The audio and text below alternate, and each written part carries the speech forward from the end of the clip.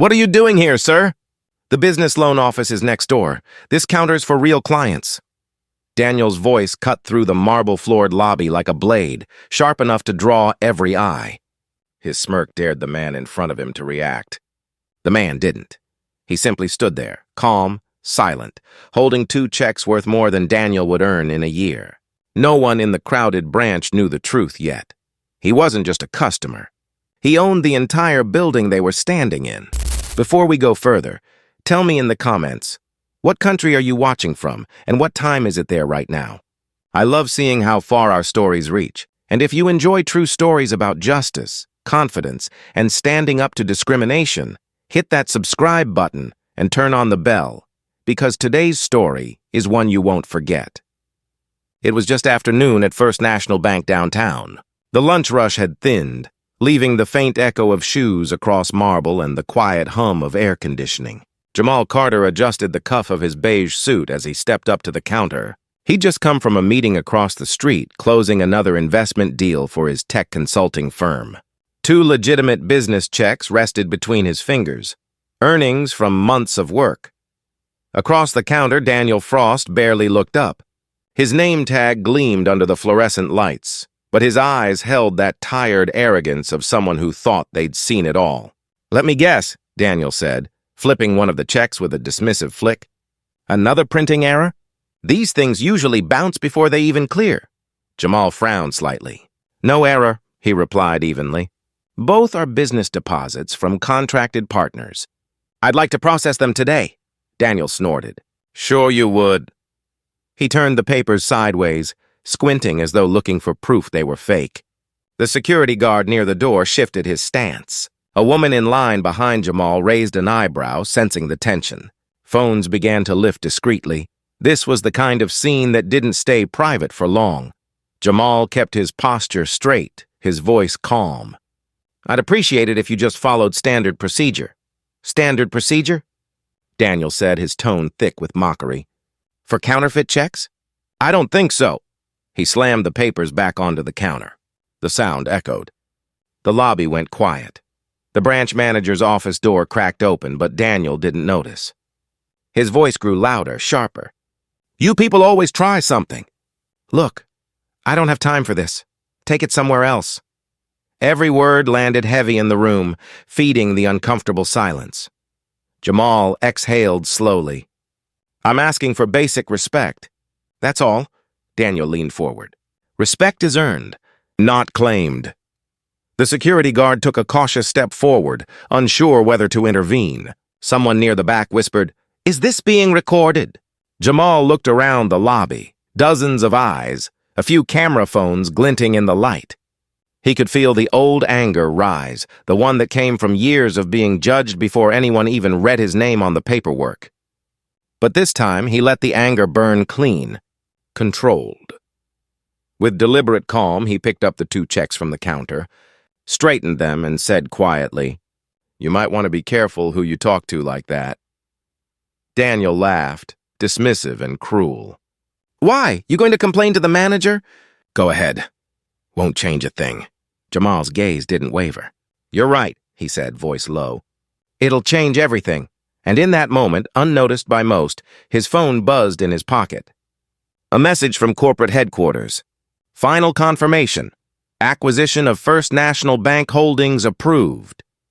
The clock above the counter ticked to 12:31 p.m. Everything was about to change. The air in the lobby thickened. Every conversation that had filled the marble hall only minutes earlier faded into uneasy silence.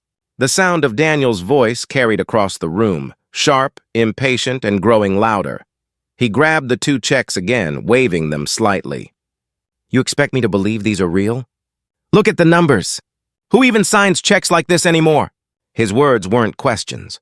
They were accusations. Jamal didn't move. "They're from clients of Carter Innovations, Inc., he said evenly. "You can call to verify them if you'd like." Daniel's laugh echoed, dry and mocking. "Verify them? Please. We don't need to waste our time with fairy tales." He turned toward a coworker at the next window, shaking his head as if sharing a private joke. "Another entrepreneur with big dreams and no balance." Murmurs rippled through the small crowd. The security guard, tall and cautious, started drifting closer to the counter. His hand hovered near his radio, but he didn't speak. Jamal took a slow breath. He'd learned long ago that raising his voice never helped. It only fed the story others wanted to tell. So he kept it calm. "Sir, I'm a long-term client of this bank. You'll find my records under Carter Holdings. Check the system." Daniel's smirk faltered for a heartbeat, but pride wouldn't let him back down. "Even if you have an account, these look suspicious. Could be forged."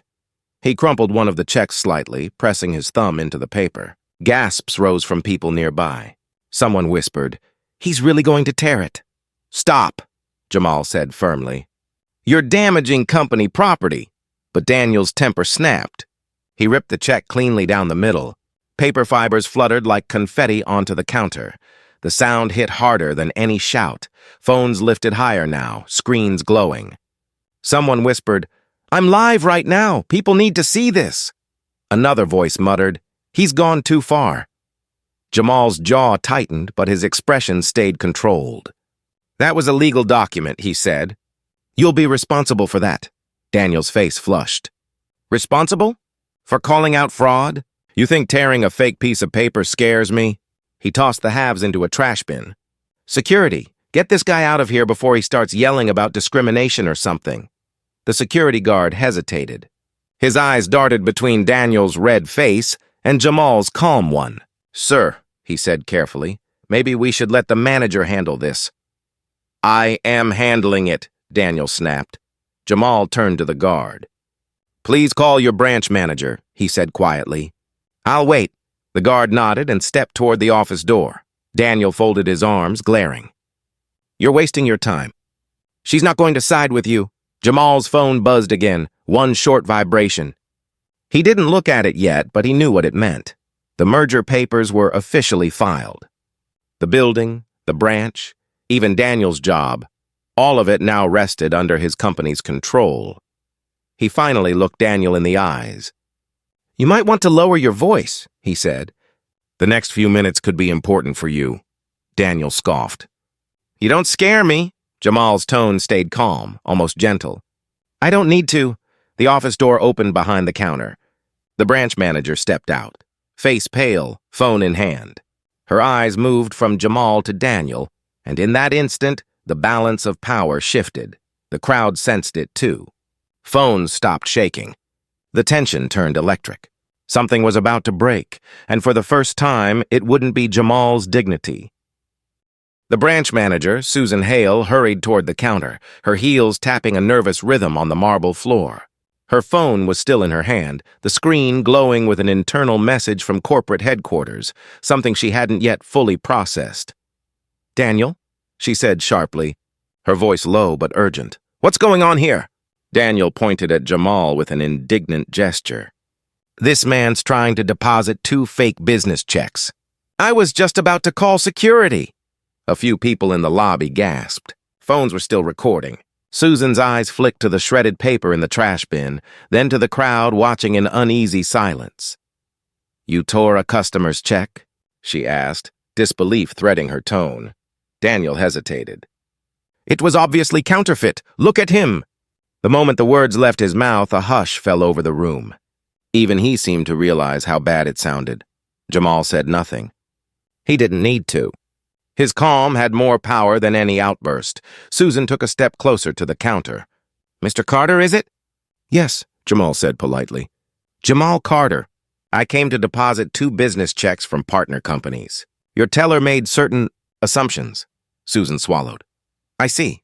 And do you have any identification or account information so we can verify your records?" Without a word, Jamal reached into his suit pocket, pulled out a sleek black card, and slid it across the counter.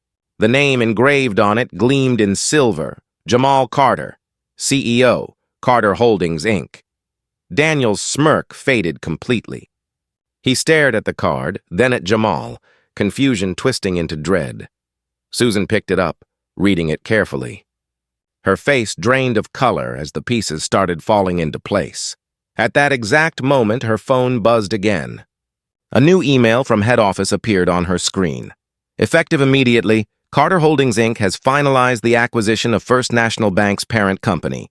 All regional branches, including your own, are now under the Carter Holdings Financial Group. The phone nearly slipped from her hand. She looked up slowly, her mouth opening and closing without sound. "Mr. Carter," she began, voice trembling slightly. This can't be right." Jamal's tone was measured, steady. "Yes, I'm the new owner of the corporation that owns this bank." For a long second, no one breathed. The silence in the lobby was absolute, broken only by the faint buzz of fluorescent lights and the quiet whir of cameras still recording. Daniel's face went pale. You can't be serious." Jamal turned toward him, eyes calm but sharp. "You didn't ask what I do, Daniel. You decided who I was before I even spoke. That was your mistake."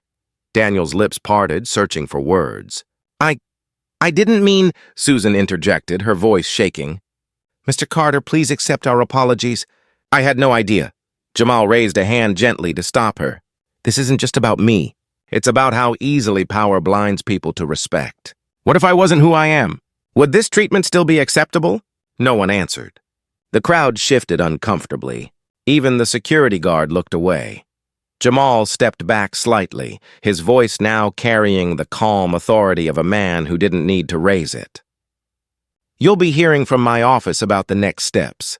I suggest you prepare." Susan nodded stiffly, clutching her phone like a lifeline. Daniel stood frozen behind the counter, humiliation flooding his face. His arrogance had evaporated, replaced by silent fear. Jamal turned toward the doors. The lobby parted for him like water around a ship. As he passed the security guard, he gave a polite nod. "Thank you for your professionalism," he said quietly. The man nodded back, almost in awe. The heavy glass doors opened, letting in a gust of warm city air. Behind him, whispers erupted. Cameras clicked. The video was already racing toward the internet, and for the first time that afternoon, Daniel Frost understood the cost of his own prejudice. By the next morning, the video from the bank lobby had already exploded online. Millions of views, thousands of comments, headlines everywhere. Teller accuses black businessman of fraud, finds out he owns the bank. Inside the downtown branch, the atmosphere was heavy.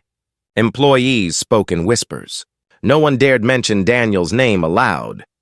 In the manager's office, Susan sat behind her desk, nervously straightening papers she didn't need to touch. The sound of polished shoes echoed down the hallway, steady, confident. The door opened. Jamal Carter stepped inside, flanked by two members of the corporate transition team. His presence filled the small space with quiet authority.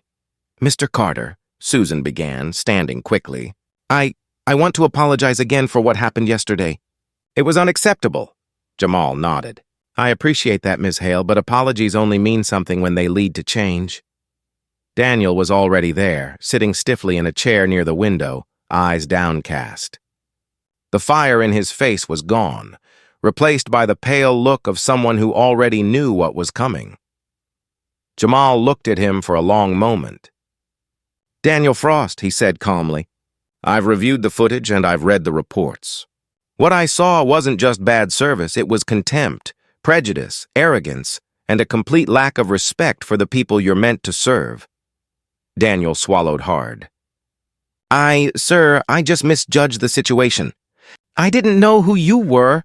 "That's exactly the point," Jamal interrupted. His tone was firm, not angry. "You shouldn't have to know someone's title to treat them with decency." Susan lowered her eyes. Jamal continued. "Effective immediately, your employment here is terminated." "HR will handle your paperwork." Daniel didn't argue. He stood slowly, nodded once, and walked out, head bowed. Jamal turned back to Susan. "You've been with this branch for years, right?"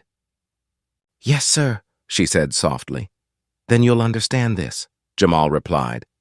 "We're not just running a bank, we're setting a standard. Every client who walks through those doors deserves dignity. I expect that from everyone under this roof." Susan nodded, eyes glistening. "You have my word." Jamal's expression softened. "Good, then let's rebuild this place the right way." As he left the office, employees peeked out from their desks. The same man they had watched being humiliated a day earlier now walked through as their new leader, calm, composed and completely in control. The next evening, the city skyline burned gold in the glass windows of Carter Holdings Tower. Jamal stood in his office on the top floor, hands resting in his pockets, watching the sun dip behind the buildings. From this height, the bank branch looked small, just another square in the grid of the city, but he knew what that space meant now. It wasn't about property or profit. It was about proof that change could begin anywhere, even in a marble-floored lobby. On the television across the room, a news anchor replayed the same clip that had flooded every social feed, Daniel Frost tearing the check, Jamal's quiet composure, the stunned manager's face. The headline scrolled beneath, CEO silenced no more, teaches a lesson in respect. Jamal muted the volume and smiled faintly. The video had gone far beyond his control, shared, debated, dissected, but that was fine. What mattered wasn't fame. It was the conversation it started. His assistant, Renee, stepped into the office holding a folder. "The final reports from HR," she said. "The transition's complete. Every branch got the new diversity and ethics training notice." Jamal nodded. "Good. Make sure every employee knows this isn't about punishment. It's about culture." Renee smiled. "People are already talking about how different the place feels. Some even said they're proud to work there again." He looked back out at the horizon. "Respect isn't a policy," he said quietly. "It's a habit. And sometimes it takes a public mistake to remind us what it looks like." A soft chime interrupted the moment, his phone buzzing on the desk. A message from his mother lit up the screen. "Saw your story on the news." Dad would have been proud. He stared at it for a long second, the words grounding him more than any boardroom victory ever could. Down on the street, people passed by the bank without knowing who owned it. That anonymity felt right. Real power, Jamal thought, was the ability to create fairness without needing credit for it. He picked up his jacket and headed toward the elevator. As the doors slid shut, he took one last look at the city. Alive, flawed, but still moving forward.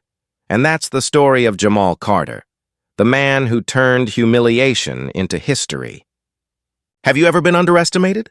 Ever had someone decide your worth before you even spoke? Let me know in the comments. I read every one of them. If you believe that respect should never depend on appearance, help share that message. Hit the like button so this story reaches more people who need to hear it. Make sure you subscribe and turn on notifications so you don't miss the next story about strength, justice, and the quiet power of staying calm when the world expects you to break.